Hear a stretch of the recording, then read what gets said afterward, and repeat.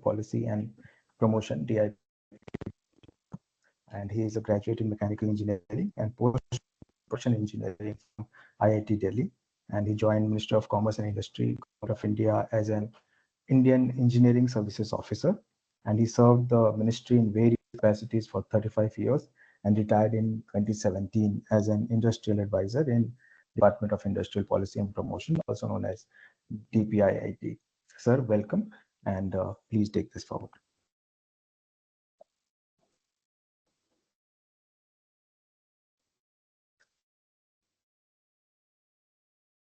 Thank you, Satyam. Am I audible in Yes. general? Yes. Okay, thank you. So let me welcome all participants and speakers to this 10th session of the talk series, phase 3, on transitioning to modern energy for cooking. And the topic of today's session is the role of DISCOMs in scaling up e-cooking in India. As perhaps most of us know, that this talk series is being conducted under the Modern Energy Cooking Services Program UK through its in-country partner in India, Finovista. And about the talk series, which is, in my opinion, one of the major and successful initiative undertaken by MECS program in India. And it's now in third phase after successful completion of the first two phases. And each phase having 12 sessions. So thus we have now in this 12 plus 12 plus 10. So 34th session in the last 2.5 years around. So quite a successful one with very good registration and actual participation as well. And on various topics, we have been trying to cover as many as possible, even going into the micro of those issues, some of them thanks to the experts who have enlightened us over the period. The objective is on the various, I would say, aspect of electric cooking and the challenges that is being faced in upscaling it, scaling up into to level probably. So we try to identify the challenges and then look for avenues to address them. That is the overall objective have been for the session.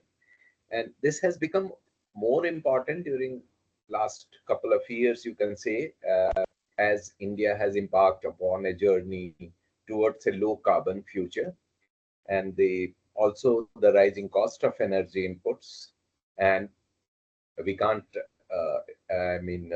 escape from its environmental impact, which has been very, very terrible, and especially for the cooking purpose, because those who use biofuel suffer a lot because of that.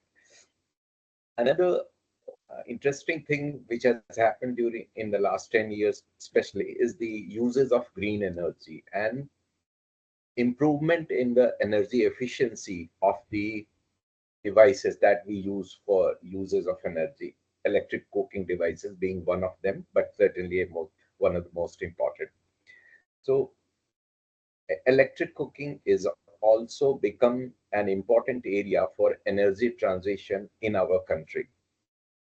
And because in many houses in India, especially in rural area, the share of energy used for cooking is one of the major ones, perhaps the largest one also.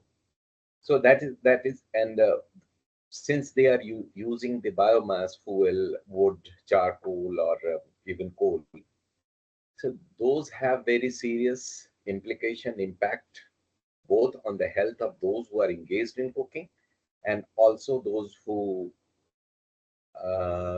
in collecting the fuel from that, and also the environmental impact. So obviously the adoption of electric cooking, our researchers have shown that would be a critical area for energy transition in the country. Of course, it will require a very robust system for the generation of electric energy, its distribution, transmission, and then distribution. And of course, the electric cooking device is entirely a separate sector. However, there are challenges. We are no doubt producing surplus now. we are a power surplus nation today, but that's not the end of our, endeavor to look for the right transition. It's not going to be easy even now because there are other challenges. And among the major players in the power sector, I would say the distribution sector is the most important link, because it is the interface, it is the only interface between the utility company and the consumer, the final consumer who have to use the electricity. And hence the role of DISCOMs become very important. And we have also seen various analysis and reports which have linked that the availability or access to electricity at household in rural areas, especially because most of the urban areas are fully electrified in India. So it is directly impacts the adoption of electric cooking. And world over, I mean, there was a report that if the access rate is above 97%, then the electric cooking rates has gone up beyond 5%. Where in India, so all households have electricity access, e-cooking can be adopted. Fortunately for India, it is there, but whether that power is available in the right volume, I mean, in the right quality and adequate enough to take up that additional load, these are the question. And distribution system, the another aspect is there, whether it is robust enough to take up the various challenges that a modern distribution system faces, because it's no longer just the power going from the power generation house to the household. There is a network which integrates the renewable energy which is coming from a variable source, and that makes it more complex. And that also, these microgrids have to be, management of these microgrids is more challenging. And what we need is technological and operational means like battery storage system or the data analytics or other optimization tools to manage it. So for as far as the smart grid technologies in particular, that is very important, because in our energy management system these days, the infrastructure and the automated demand response capability becomes very important. And it is also complemented by the use of electric cooking devices, which are IoT integrated and AI enabled. Anyway, we have now a very impressive list of experts on this topic, and I'm sure that they will be enlightening us on these issues much better. I should not waste your time on these, on an introduction part only, but it is my duty to introduce one of our key speaker today. He is Mr. Reji Kumar Pillai, President, India Smart Grid Forum, which is a reputed think tank on energy transition, electric mobility, and grid modernization. Mr. Reji is the president of, as I said, of ISGM, and is also the chairman of Global Smart Energy Federation since 2016. He is an internationally renowned expert with nearly 4 decades of experience in the electricity sector in diverse functions. Thank you very much, Mr. Sinha. Nice to hear from you, Mr. Reji. And he's spearheading a mission to leverage technology to transform the electric grids and provide clean, reliable electricity to every citizen 24/7 at an affordable cost. That's very important. And I have learned that he's actively advocating for the Right to Electricity Act. Am I correct, Mr. Reji? Yes. So that's it. So most of the people knows me. So that's allotted time. Let me talk about the main topic. Good morning, good afternoon, good evening to all the participants from around the world. Thank you very much for inviting me to or ISGF to be part of this important webinar. we have been articulating for electric cooking to be taken as a major priority for energy transition. So if in India has to be, or any country for that matter, has to be net zero country, the emission from the kitchen need to be avoided. It need to be eliminated. So electricity is the cleanest fuel at the user end, and the means of production of electricity is also being increasingly being made clean. So electric cooking is a natural next step to adopt, and there are variety of appliances today available. Almost any item in any cuisine can be made in electric appliances. So earlier people used to complain that roti cannot be made, dosha cannot be made, which are all gone. Today we have excellent appliances where any item in any cuisine can be cooked. So in ISGF wrote a white paper in 2020, and we have been advocating since then. In our programs, we have been, our annual event, we have been having dedicated sessions on electric cooking. It has created some amount of interest in different stakeholders. Today, we always talk about Delhi's air pollution, which is the most polluted city. So we talk about 500 plus 400, 500 AQI, which happens mostly during winter season. But the lower income group houses where firewood or charcoal is used for cooking, 365 days, the women and children who are inside the house, their air quality is worse than 500 microgram per ppm. So this is less discussed or debated. So this is a very major silent killer for millions of people, particularly women and children. So from the health front, yes, clean cooking fuel need to be made available. And what Government of India been of late doing, almost all over India, there is a CGD, City Gas Distribution License, has been issued. 10 years ago, it was limited to only few cities in India, but now there is a CGD license given all across the country.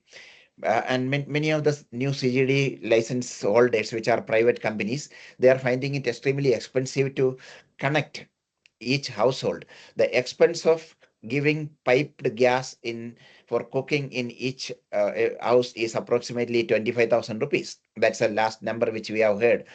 Whereas we spend less than 5,000 rupees in electrifying all households in the country. Almost 99.9% households have been today connected to the grid.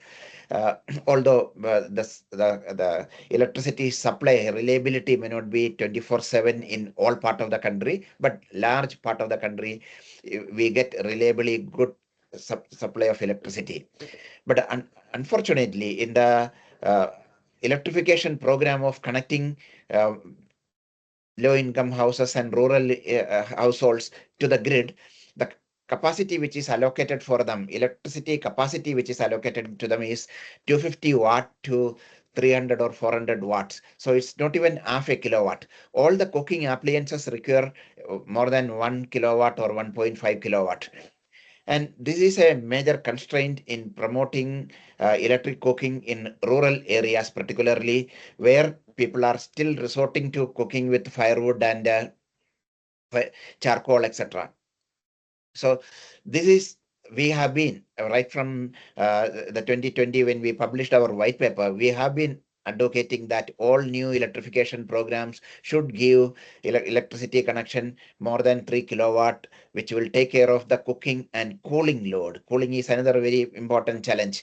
So, and for strengthening the distribution grid so that all customers can be given minimum 3 kilowatt connection is a fraction of the 25,000 rupees which is required for connecting every household with a pipe gas. So and several analysis has been done, cooking with the gas versus cooking with electricity. It is much cheaper to cook with electricity, and several items can be pre-cooked also when there is a cheaper rate for electricity. Already there is a directive from Government of India to distribution companies and the regulators in different states that we have a smart metering program going on. Once the smart metering is completed, whichever towns or cities where smart metering has been completed, there should be up to 20% rebate on the electricity charges during high solar generation hours, which are in the afternoon.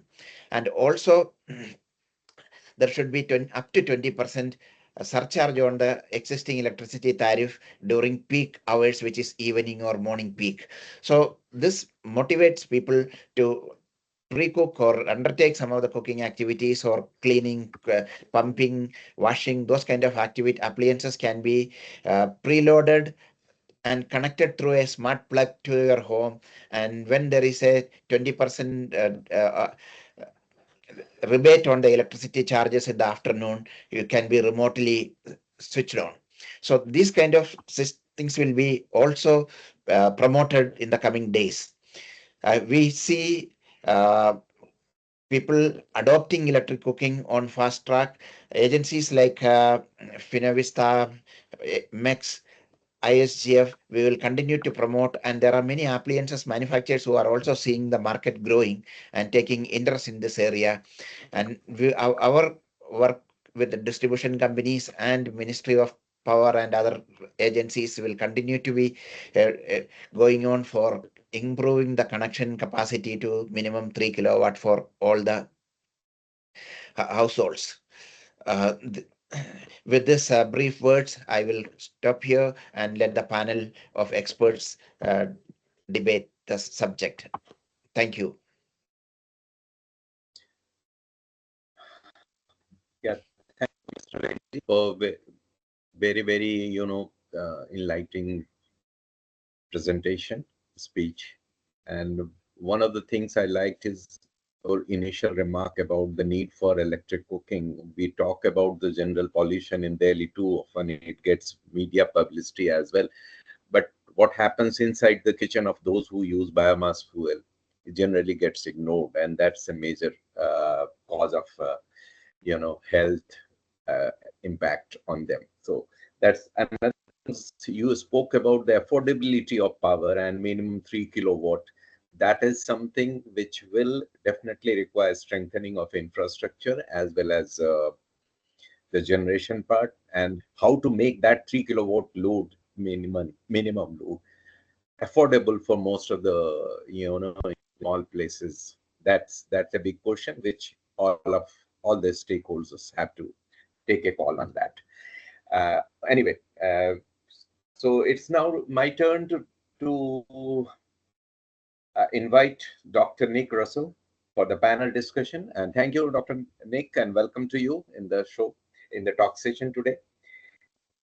Mr. Dr. Nick Russell is a well-known name in the talk series or in overall clean cooking campaign that we have taken up in the last 2-3 years. And he is the International Liaison Manager of Modern Energy Cooking Services Program, which is a UK-based program. And Dr. Nick has 20 years of experience of working in UK government. His final role was Head of International Innovation Strategy at the Department of Business, Innovation and Skills.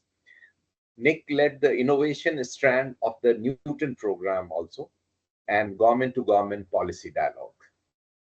His consultancy, I think known as Unconventional Connections, focuses on innovation collaboration, included work funded by DFID on harnessing the UK's strengths on clean energy technology to increase access to clean energy in Africa and in Southeast Asia. Nick has a personal interest in sustainable solution to local global food-related challenges. In 2015, he set up the Woven Network, UK-based network, for those working on insect protein. Very interesting area indeed.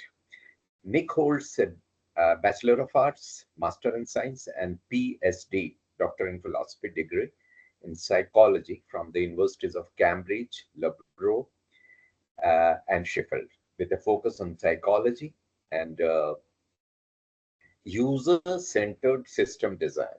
So within the MECS project, Nick is one of the international liaison manager for India.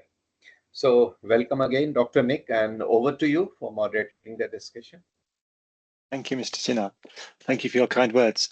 Can you all hear me okay? I think that should be, technology should be we can working. hear you. Okay, I won't take up too much time, but I just want to highlight a couple of things. We're going to have speakers from mainly from the power sector, which is very exciting. At MECS, we're working closely with utilities, power companies in many of the other countries that we work in, but we've not had the opportunity to really work closely with DISCOMs in India up until now. So we're very grateful for our partnership with the India Smart Grid Forum, who have very good connections into that sector, because the opportunities to work together and to address the challenges are very, very important. So that's just a sort of flag that this is the first of what we hope will be a long series of conversations and joint working. In terms of kind of participation in the event today, I would encourage everyone to use the chat function. I can already see people introducing themselves or their AI assistants introducing themselves.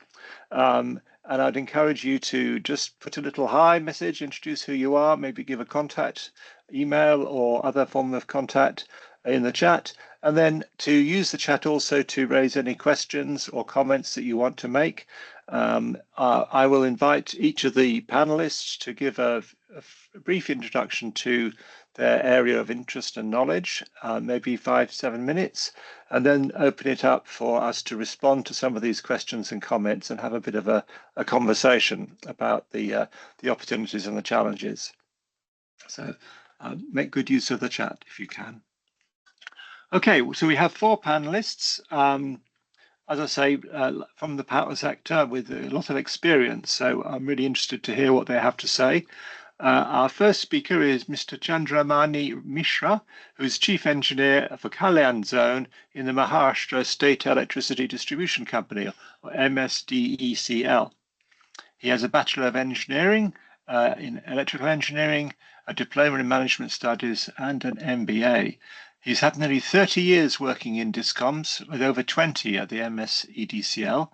And while at the MSEDCL, he was responsible for the government of Maharashtra's Mukhyamantri Saur Krishi Pump Yojana scheme. I probably pronounced that terribly, but I apologize, whereby the Maharashtra government provides 95% subsidy to farmers for setting up solar pump sets, and they've reached 1 lakh of off-grid solar pumps. He's also been responsible for the rooftop solar project in Maharashtra and enabled MSEDCL to reach the 2nd position from 7th within 3 years. MSDCL has won multiple awards. Most recently in 2023, the Indian Chamber of Commerce ranked 1st award for remarkable performance in solar rooftop scheme. I'm sure Mr. Mishra had something to do with that. And the ISGF Innovation Award in 2023 for emerging innovations in electric mobility design. So, Mr. Mishra, I hand over to you to share your thoughts on this topic. Yeah, thank you, Nick. Yeah, this is C.R. Mishra. In fact, I would say something that for last 10 years, the portfolio that have been allotted by my company was renewable energy for solar pumps as well as rooftop solar. So it was really, I was lucky, I would say, that I had the opportunity to go through all this reduction of carbon emissions with the 1 lakh solar pumps. In fact, for knowledge of everyone, Maharashtra is the leading state in India, which has the highest number of agriculture solar pumps. We have already installed around 250,000 solar pumps. So effectively, you can say it's more than 3 gigawatt load what we have installed. Though they are off grid, but MSCDC is also planning to integrate them into the grid so that surplus power can be used. Also, as far as rooftop solar is there, most of you may be knowing that Honorable PM had introduced PM Suryaghar Muft Bijli Yojana. So the target that government has set is 1 crore up to March 2027, so that 30 gigawatt solar rooftop solars for individual housing can be installed. And Maharashtra by Sumoto we had decided that we will install rooftop solar for 20 lakh consumers by the period, so that we are leading in this. And well, coming back to the topic of today, electric cooking, e-cooking. Obviously, e-cooking, as already Rachel sir has, Pillai sir has said, that because of introduction of e-cooking, it is going to be the future. You cannot avoid it. Like the changeovers are going to happen in electric cooking, is going to be the future after probably maybe 5 or 7 years, I guess. Most of the places there will be e-cooking only, because as already brought out, it is the cheapest form for which you can use. But as on date, if you really see from DISCOM point of view, there are a lot of constraints, especially if you see the urban part. The population, in fact, you see the population is concentrated in particular areas. If you see in all over, in any area, if you see that 70% population is concentrated in one area, around 20% area, and 30% population is concentrated in around 80% of the area. Depending on the facilities, availability of facilities, like schools, colleges for the children, and all the job profile, whatever is available. So this actually puts a lot of stress on the DISCOMs, because the existing load scenario of particular pockets, like if you see in Maharashtra, in urban pocket, which you see like where I am working, like in Kalyan, the city areas, it's really very hard. And even in our Nagpur area, we see that it is very difficult. The main problem that DISCOMs are facing, I would say in this aspect, as Pillai sir had brought out, that it is cheap to install raise the means to install the electricity lines or lay the cables and all. But the only problem that I guess all the DISCOMs may be facing is the right of way problem. Right of way problem. See, you can invest the money. We can invest the money, no problem.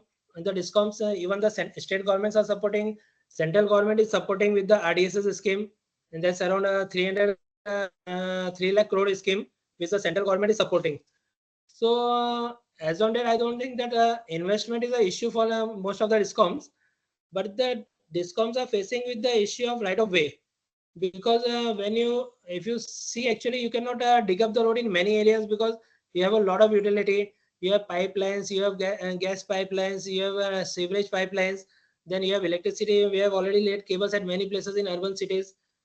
So what happens that where you want to lay the cable, it is a problem. Then again, when you go for an overhead line, what happens? See, everyone wants the electricity to be 24/7.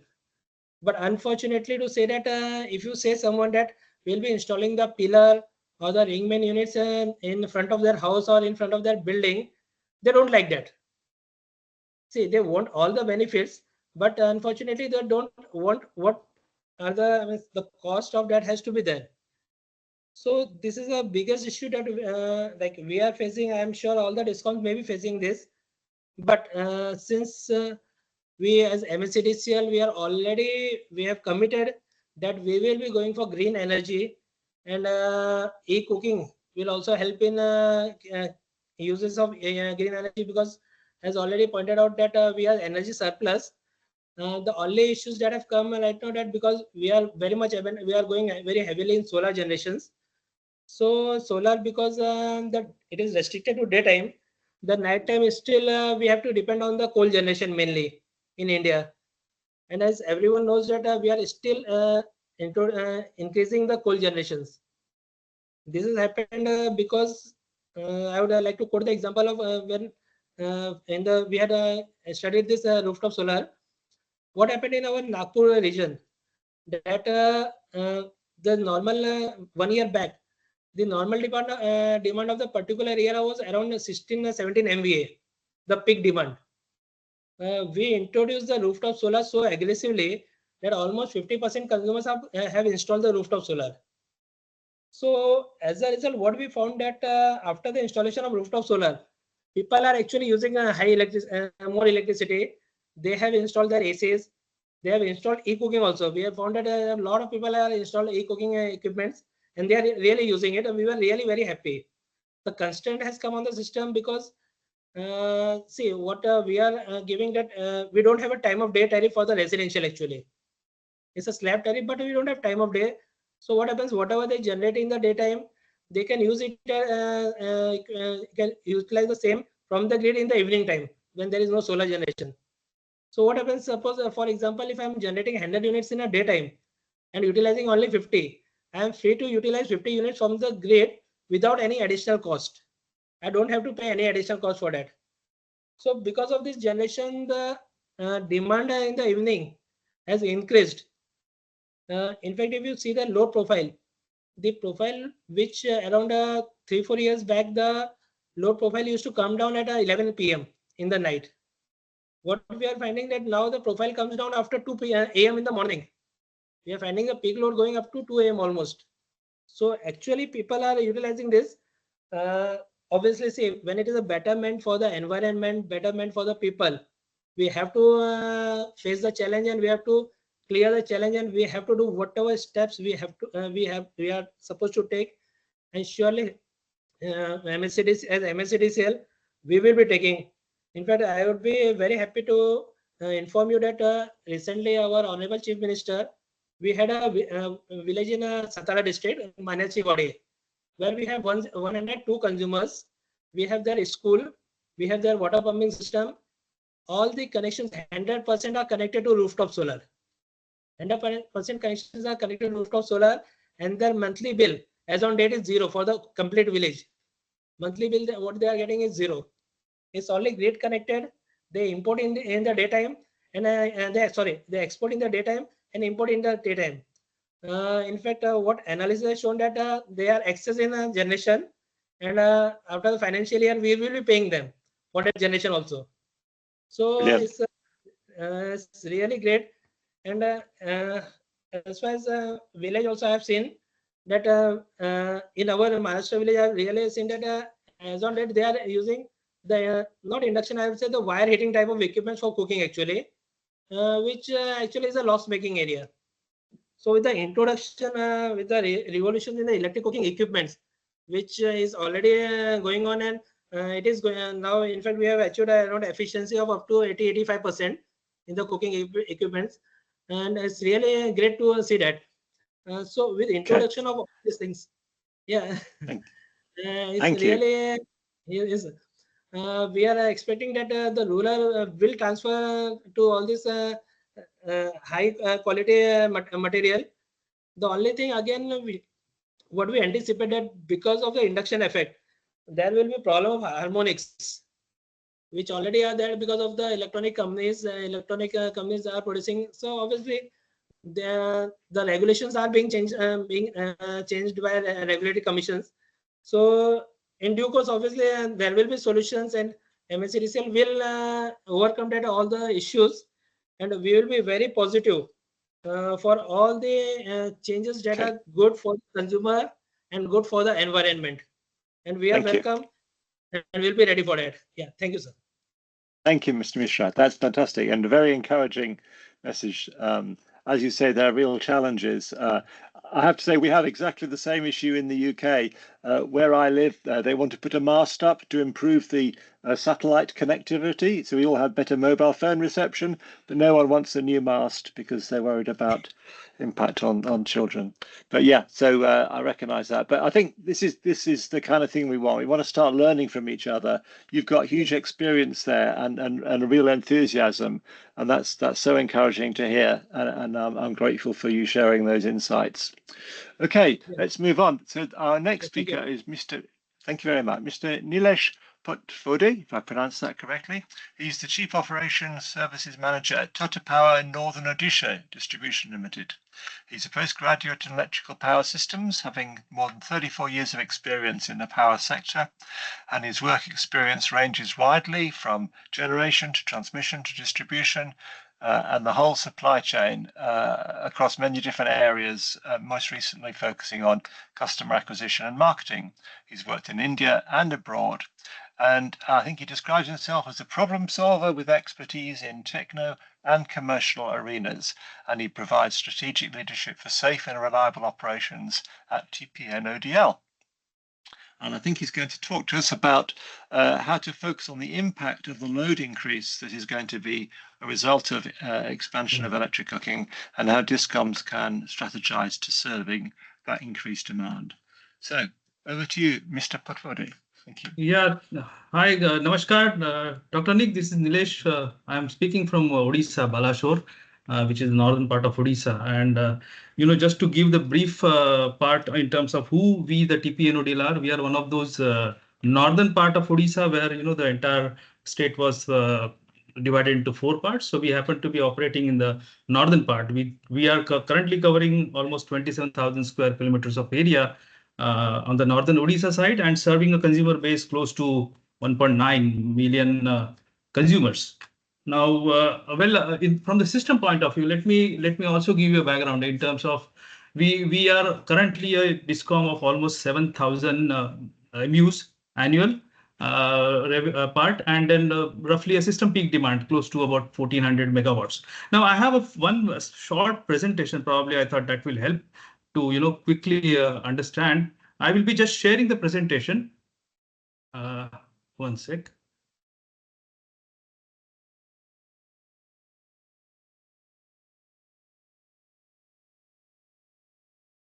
Is the presentation visible now? I will go in the slide mode. Yeah, it's coming. Yep. Yeah. So, let me begin quickly in terms of having a quick scan of what do we mean by e-cooking and what kind of equipments are there. A close cursory look around the market would tell us that basically we are dealing with equipment starting from electrical stoves, ovens, pressure cooker, rice cooker, and all those things. Now, as a DISCOM, we are always interested in the wattage. So roughly, I would say it ranges from 400 watts to 2000 watts. Now, I'm not saying here about those extravagant, luxurious kind of a dishwasher included, integrated kind of a kitchen range, but just a basic, stove and pressure cooker and all that kind of a stuff. I will be covering basically 3 areas. One is the assessment of the load growth due to e-cooking. Then there is a demand management that certainly we as a DISCOM are always interested in. And third is, of course, the power supply reliability at a network infra upgradation with CapEx requirement coming up there. Moving on the basic part of assessment of a load, we can imagine a simple 2 models and see the analysis or the scenario in terms of what are we dealing here with. The first, let's say a typical urban household.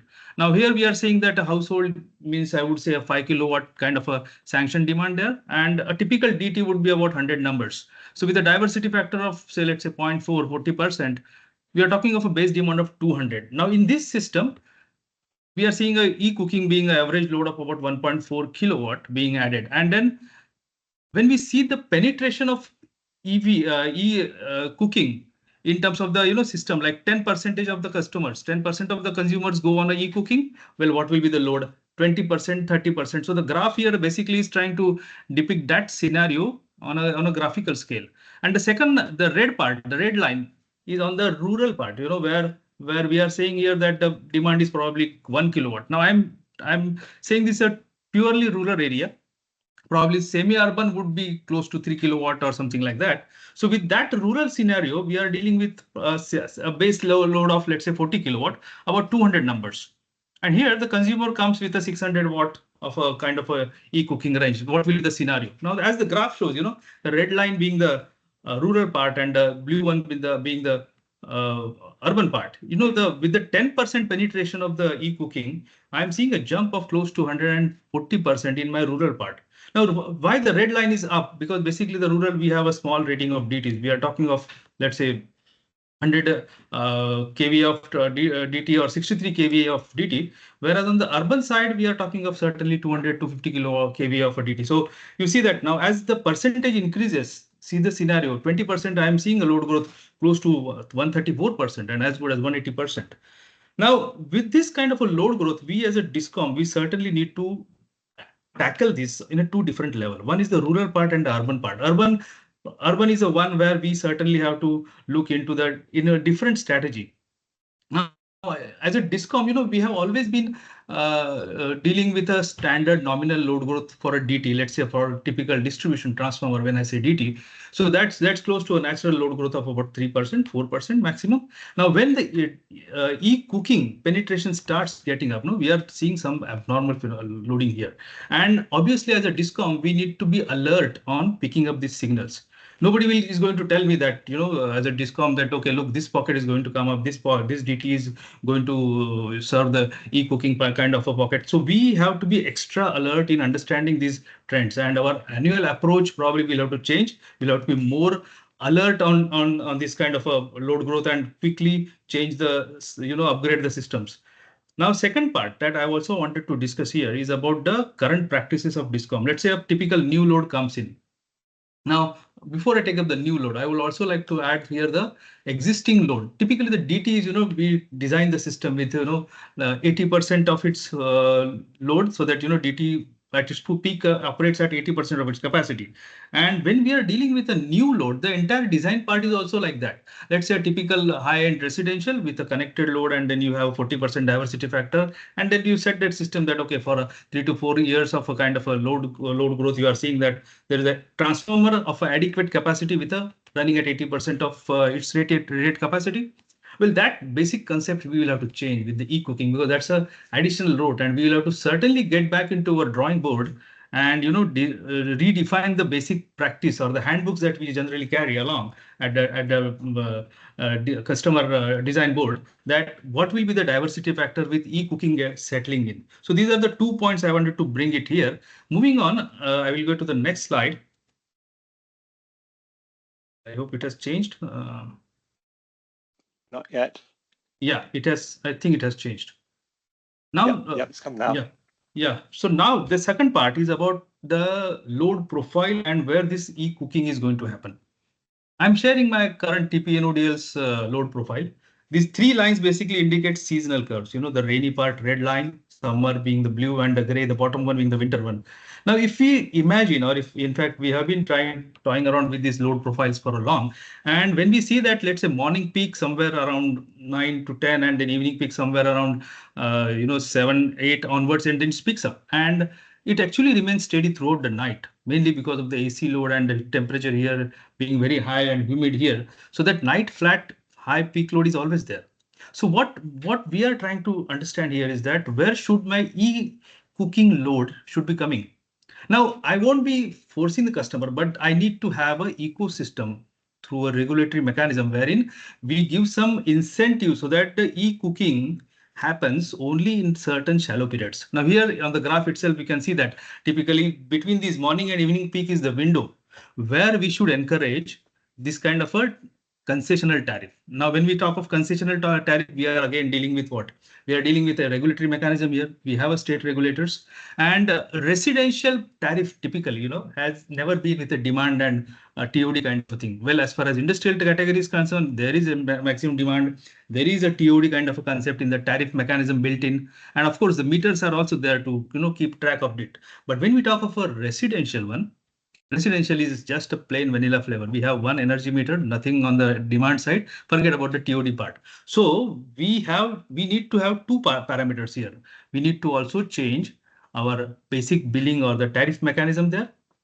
We also have to consider the meter provision part of it. That means my meters right now, they have to be smart enough. Either you call it as a smart meter or, the TOD kind of a meter. We will have to keep on changing that. And then, to get that, to build that ecosystem here. I have changed the slide now. I hope this is third slide is visible. So basically, grid capacity, 4 components I will talk here now. Grid capacity constraints, increase load. Now, when we say increase load from the DISCOM point of view, we are talking of basically 3-4 components here. One is the LT network. Second is the distribution transformer, the DT itself. And the primary substations where we step from our transmission system to, let's say, backbone 11 kV network, those what we call here as a primary substation, the PSS part, the 33 kV network itself. And of course, the transmission company, they have their different domain. I'm not going into that right now. So all these certainly we need a review, but then which element is going to get hit first is probably the distribution transformer. And that is where the focus has to be there. Now, infrastructure upgradation, certainly there will be, yeah. Sorry, do carry on, but I just want to Yeah. kind of emphasize Okay. other speakers. Thank you. Yeah. Okay. So the increased load we discussed. Now, infrastructure also, again, there will be, that means somebody has to pump in the capex. Now, when we talk of a capex upgradation, infusing the capex, we will have probably 3-4 scenarios here. Like currently in Odisha, we have government is also one of the stakeholders, and we also are the stakeholders of, let's say, 51-49% kind of a thing. So here the private company can pump in some capex, and also some grant or some kind of equal equity stake coming up from the government side of it. In addition to this, of course, there would be a certain kind of a capital infusion through central schemes will be required, because as this e-cooking phenomena picks up, certainly we will have to ramp up this thing. Our normal calculations of 3 to 4% load growth will no longer be valid. Second part is about the aging infrastructure. Currently, we have lots of old network, legacy network, and reliability. It has got direct impact on the reliability part of it. So that is another area where we will have to constantly look upon in terms of modernizing my old legacy network, and also facing the challenge of the new load which is going to come up and which is going to strain my entire wires there.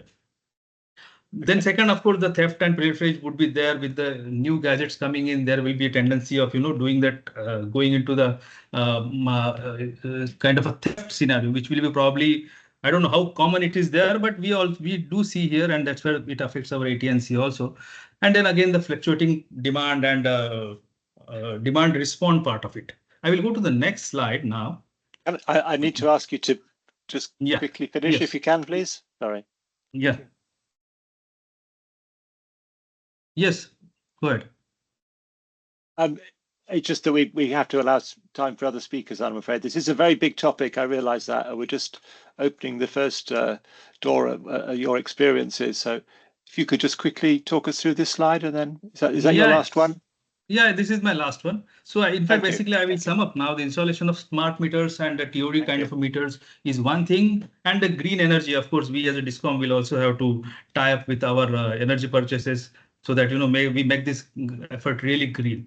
And in terms of the consumer facing, of course, we will have to give a lot of flexibility. Like currently we have My Tata Power app. It's a mobile-based app which gives a connectivity on all the service segments there, and of course the social media engagement. I think I will stop here, Dr. Rajiv, and I will stop sharing. Thank you. Thank you very much. No, that's really excellent overview, and you're highlighting that there's a wide range of topics that need careful development. And at MECS, I think we're keen to see the development of tools to enable DISCOMs, both in India and elsewhere, to be able to do those kind of modeling initiatives to understand the likely projections and growth, and to identify where investment is needed and where it's going to be most critical to prevent challenges along the way.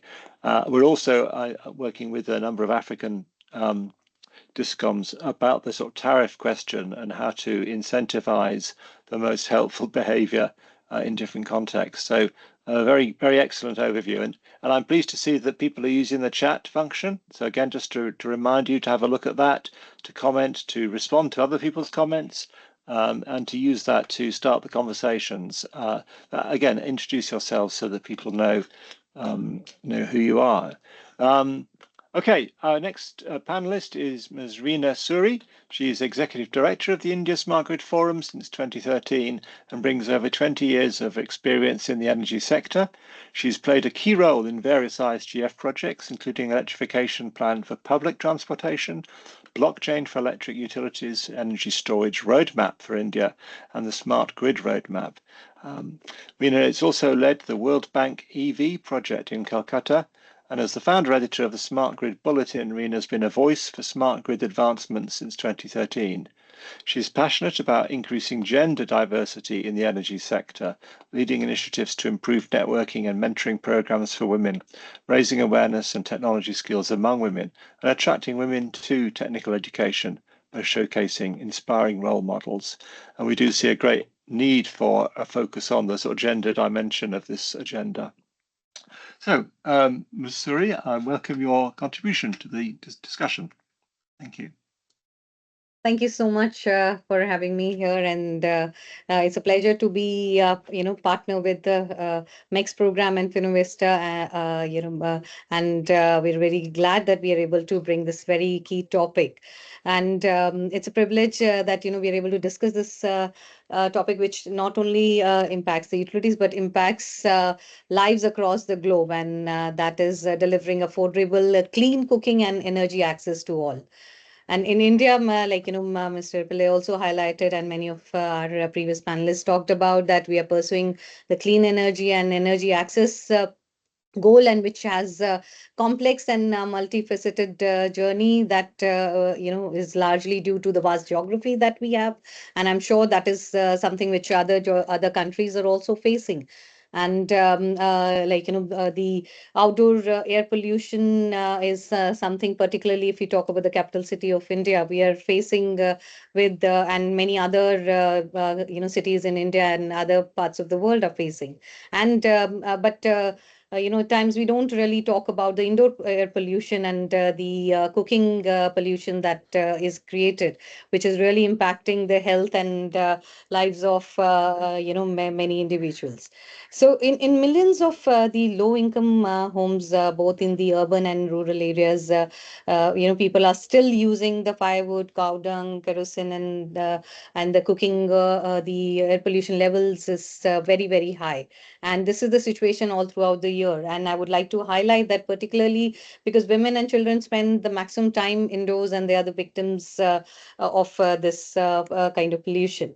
And Government of India, through its various schemes, is working towards clean cooking solutions. And I'm very thankful to MECS for taking up this agenda extensively in India and working with different stakeholders on this. And ISGF has also been promoting through different forums, so our white papers, and pushing that this is something really we have to work on. And to actually make it reality, it's very important to work with the DISCOMs, and we are very thankful to have the DISCOMs with us, who are also have shared the kind of initiatives they have been undertaking to work on ensuring the grid reliability to be able to make it happen. And talking about the energy access to all, not long ago, many forums talked about 1.3 billion people worldwide which lacked electricity, with half of them residing in India. However, over the past decade, through targeted initiatives, Government of India has been able to electrify more than zero point 0.6 million villages, and has extended electricity access to 99.9% households in India. And notably, under the Saubhagya scheme in 2016, electrified more 28 million households in the remote areas, which is the most affected part of the scheme. And within a record 17 months, marking the fastest electrification effort in the history. And consequently, India has lifted over 500 million people from the energy poverty. And with this initiative, and however, with every home already connected to the grid, it makes immense economic sense to promote electric cooking, which is the preferred mode of cooking in many developed countries. So, as I also mentioned that, talking about the impact women have because of this, kind of cooking. And India Smart Grid Forum, we had floated electric cooking white paper, which talked about all the efforts that are required. Recommendations were given, and Government of India has adopted electric cooking as part of the component of the Go Electric program launched in 2021 with the interventions and our push. So, with promotion of electric cooking, thousands of households are already adopting the electric cooking. And when we talk about the benefits that the utilities will get because of the the electrification of the cooking area, and also the consumer which is getting impacted, it is imperative to highlight that the role of women in promotion of the electric cooking, as it has significant implications on the gender equality, health, and the socio-economic development of the households. And this transition will not only provide clean cooking option, will also empower the women to reduce the time spent on traditional cooking methods, like using the biomass or going looking for the fuels for cooking. This also allows more time to engage for them in other activities, including education, empower and entrepreneurship, community involvement, and so on and so forth. And as primary decision makers in the household energy use, women can drive the adoption of electric technologies, and can be in their involvement in the energy planning and policy making ensures that these technologies are designed to meet their needs effectively. So and also talking about the health and safety, electric cooking eliminates these risks, contributing to better health outcomes for women and their families.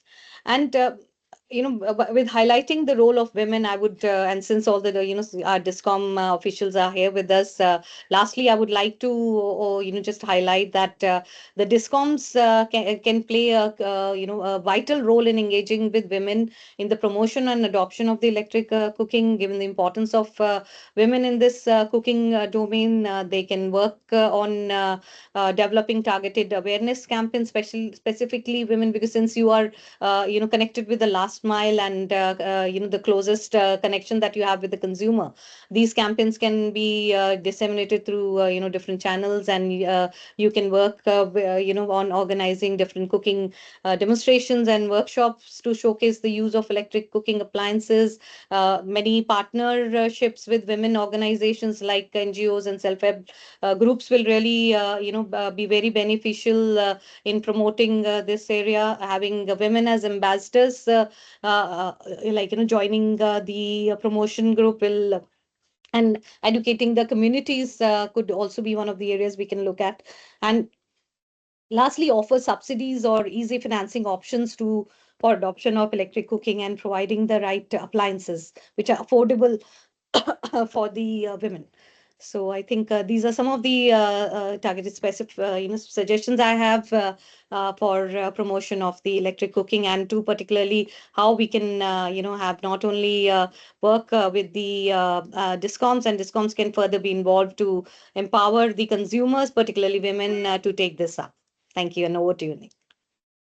Thank you, Masuri. That's very helpful, and I think it's very right that we acknowledge the role of women in this, and I think there's a need both to give the voice of women very prominent in any tariff design, any changes that are being introduced, and to kind of look at how they can help with solving some of the issues, particularly if you're trying to build an incentive scheme which will work with the availability of power. And women as the primary users are the ones who are going to have to make the adjustments maybe to their cooking patterns. One of the ideas that I think we're very keen on is use of schools and Anganwadis and other institutions to be a starting point for helping communities to see clean cooking and electric cooking in action. And they often do their cooking in the day. So that's a kind of natural win-win there. Okay, our last panelist is Mr. Sanjoy Mukherjee. He's presently the Executive Director for Distribution and Technical in the Calcutta Electric Supply Corporation, or CESC. CESC is India's first fully integrated electrical utility company since 1899. I could not believe that when I ran that online. And they generate and distribute power in Calcutta and Hara. Mr. Mukherjee has worked in the areas of transmission and distribution, network planning and design, commissioning, technology adoption, automation, and thermal power projects. He's passionate about smart grid applications and is responsible for its deployment in CESC. So, Mr. Mukherjee, I hope you're there. If you could turn your camera on. We look forward to hearing your comments. And I apologize, I've failed as a chair, so we already use the full hour up, but I'm very happy to carry on, and if people can stay on a few minutes after the full hour, then we can continue the discussion because it is so important.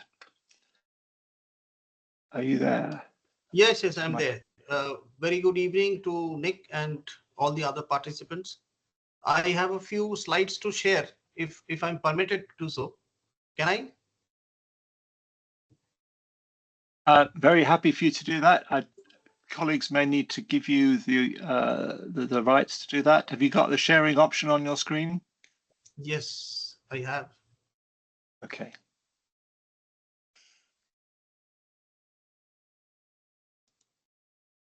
Is it visible? Not yet.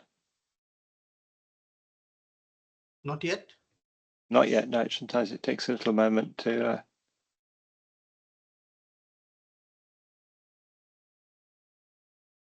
No, not yet.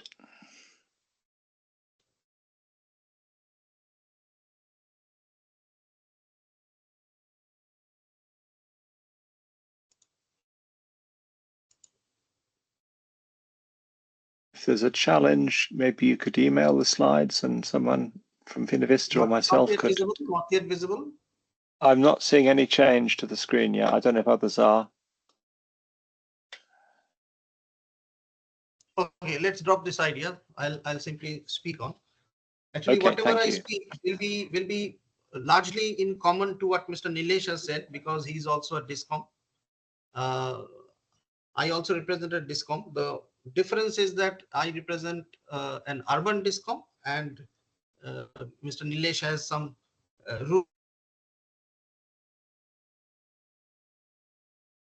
quite a good amount of. Many things would be common.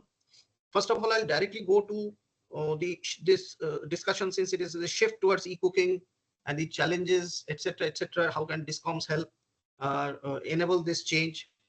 So straightly I'll go to that. What are the challenges that, suppose we are talking of shift towards eCooking?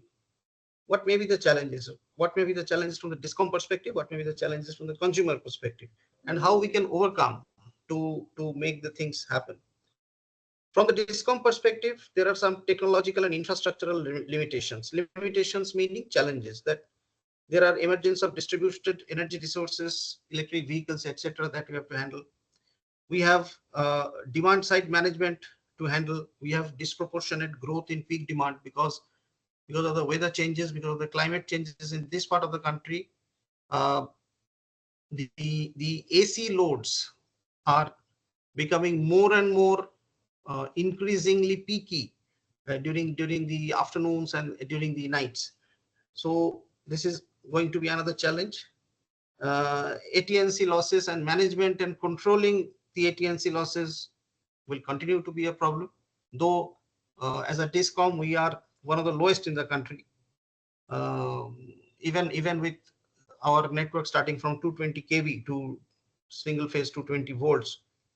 The other regulatory challenges may be tariff determination processes, delays, lesser tariffs compared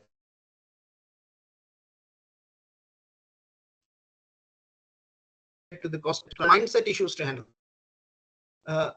High initial cost of electric cooking devices, special form of cookware required, then deep-rooted cooking habits that are culturally significant, especially in rural areas, and then misconception around e-cooking. So while on the other hand, on one hand, DISCOMs may have stresses on the network and financial health. Consumers may, as of now, may lead to higher expenses and changing of this mindset. So DISCOMs must adopt the innovative practices, leverage policy initiatives, and put efforts towards educating consumers about the benefits of electric cooking. Now, what may be the role of DISCOMs in promotion of e-cooking? One would be the robustness of the back-end network, strengthening of grid, efficient operations of the grid, advanced grid technologies, to help operation of the grid in optimum mode, DSM activities, because as we go along, as Mr. Nilesh has already said, for Indian DISCOMs, DSM initiatives is going to play a very, very major role as we go along. Leveraging of regulatory framework and consumer-focused initiatives, consumer education and awareness, then digital initiatives through digital platforms, and partnerships and financing solutions where DISCOMs can actually help in making e-cooking affordable. So while e-cooking transition presents opportunities for DISCOMs to improve their financial performance, it also go along a long way to contribute to a cleaner environment and enhance the ESG and the what should I say, the social face of the DISCOMs. Now, when I talk about strengthening of the grid for efficient operations, I would mean that robust network with ring connectivity across voltages, automation at strategic points, then reduction of technical losses, then managing billing and collection efficiencies with good metering systems in place, which Nilesh has also touched upon, reduction of procurement costs through diligent scheduling and good forecasts, and then necessary arrangement and infrastructure to handle any impact of disasters, because as Tata Power in Orissa would appreciate, Calcutta, like Orissa, also every year has to handle natural calamities in the form of storms, etc. Sometimes it is twice a year even. I would skip the technology part because of shortage of time, but I'll straight away go to that. What may be some of the DSM initiatives that we may think of as progressive DISCOMs in the country? One may be peer-to-peer energy trading using blockchain, then distributed battery energy storage directly connected to the grid, then integration of renewables, then microgrids. Though microgrids may not be a very good idea for urban DISCOMs, but it may be for semi-urban, rural, etc. The other consumer-focused DSM programs, and definitely TOD tariffs. Currently, as Nilesh has already said, the domestic segment is out of this TOD regime. Now, we have to leverage the regulatory framework also. As I have said, we have to ensure that investments are made in the right areas and DISCOMs are fairly compensated for expenses incurred. Now I come to consumer education and awareness. What do we need to promote? We need to promote the benefits of eCooking, environmental, health, economic, etc. Then efficient energy usage, reduction of electricity consumption and energy bills, which is bound to happen because energy requirement, though it is electric cooking, but overall energy requirement is maybe for the same amount of cooking, 50% that of from other sources. And the promotional activities may be working with or partnering with competent authorities, then civic authorities, municipal authorities, etc. Then CREDI meaning the Association of Housing Complexes, Housing Projects, the National Restaurant Association of India. We can engage with them in promoting eCooking. We can in fact in Calcutta we always do that in clubbing with restaurants, kitchens, canteens, etc., corporates, etc., to promote eCooking.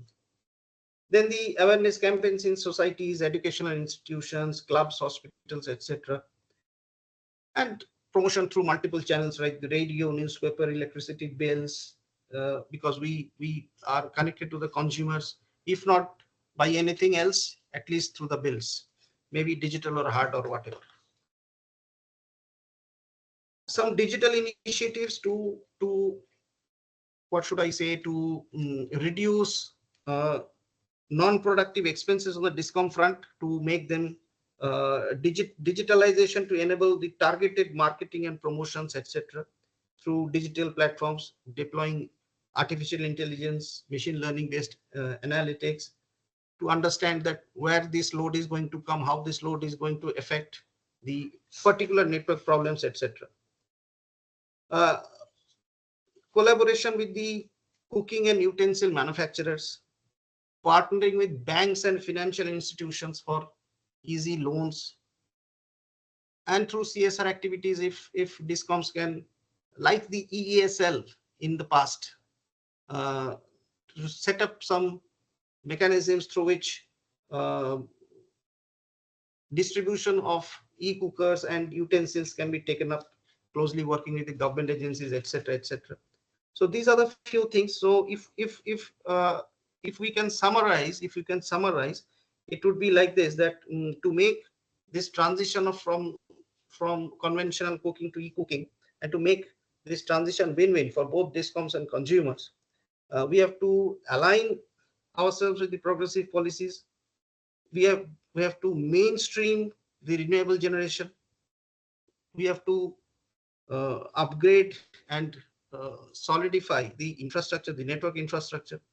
Then we have to work towards smart integration and digitalization, collaboration with e-cookers and utensil manufacturers, consumer awareness for adoption at scale, special tariff offer for connection, devise innovative financing solutions, and then implementation strategy.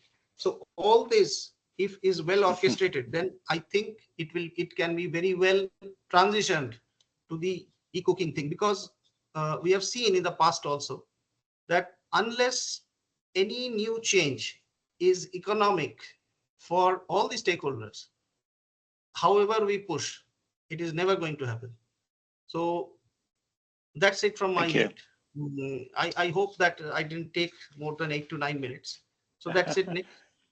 Thank you, Mr. Mukherjee. No, that's very helpful. And as you said, there's common threads across the different speakers from the power sector. I think just to make a couple of final remarks, because we've run out of time, there is clearly an opportunity for a lot of savings for the government of India and individuals if they move away from LPG. And that we would hope that the government of India would be able to look holistically at how savings in the one hand can then be used to support the transition. And I recognise that there is going to be an investment required at lots of levels to drive that transition. So we're in an interesting space in terms of the sort of policy options. And we're going to follow up this conversation with a further session on the role of DISCOMs at the MEC Forum on the 27th. And we're hoping and intend to continue to work with the India Smart Grid Forward Forum. I would encourage everyone to look at the chats. Finally, there's been some good exchanges, people talking about their reports or research that's forthcoming and sharing information. And that conversation, as I say, can continue. And I hope it will. But I'm going to hand over now to Mr. Sinha to complete the event. Thank you. Yeah. Thank you, Dr. Nick, for moderating the session, and also to our eminent experts who really dwelt into the subject, went into the deep of the technology, and spoke about the challenges. And I'm sure the time today was not enough for discussing such a vast area and very interesting as well area. So we will have more.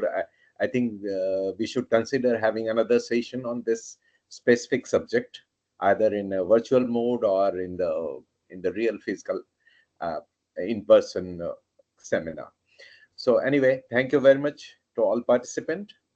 And let me remind you about the 27th September Modern Energy Energy Forum, which is to be held in Delhi, the third in the series. And do remember to be there. That's my thank you once again to everybody.